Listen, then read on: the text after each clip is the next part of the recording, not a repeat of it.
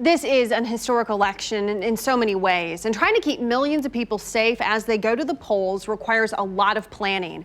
KCTV5 stands for you, and our Carolyn Long is talking with local election officials about all the work they've been doing over the last couple of months.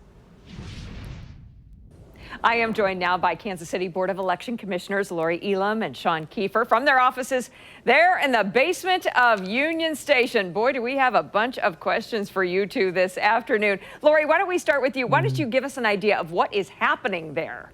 Certainly. Outside of our absentee in-person voting satellite here at Union Station, we also have a number of volunteers and seasonal staff that are opening they're processing the absentee applications so that application becomes part of the permanent record.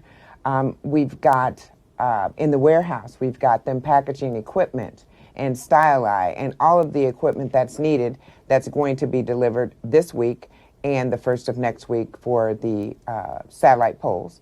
Then we have the IT department. We've got them preparing the poll pads and the information that's required for voter check-in.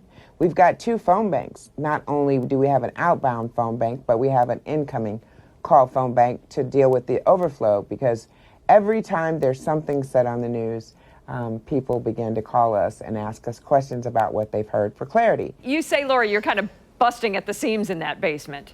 Yes, we are. We have everything. I mean, we don't have enough space to house all of the extra equipment that we didn't necessarily need pre-pandemic. I mean, if he looks around my office, I am the overflow for all things PPE. We have face shields, we have wands, we have masks, all different kind. If you can't wear a N95, we've got the KN95s.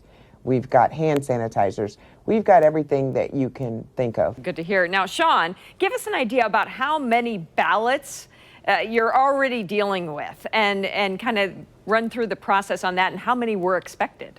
Currently, we've had about 28,000 people that have voted in-person absentee. We have about another 27,000 where we have sent ballots out, absentee ballots. We've received a portion back, but we anticipate receiving the major portion of that number here over the course of the next couple days.